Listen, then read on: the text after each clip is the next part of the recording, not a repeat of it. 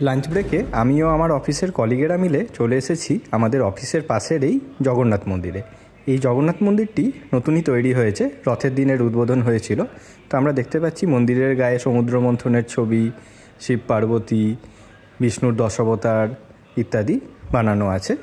খুব সুন্দরভাবে এই মূর্তিগুলো নানা পুরাণের গল্পকথাকে ডিপিক্ট করছে। তো যাই হোক, আমরা এই সিংহটাকে পাশে রেখে ঢুকে পড়লাম মূল মন্দিরে। প্রথমেই আমরা দেখতে পাচ্ছি জগন্নাথের মূর্তি। জগন্নাথ, বলরাম, সুভদ্রা অবস্থান করছেন পাশাপাশি।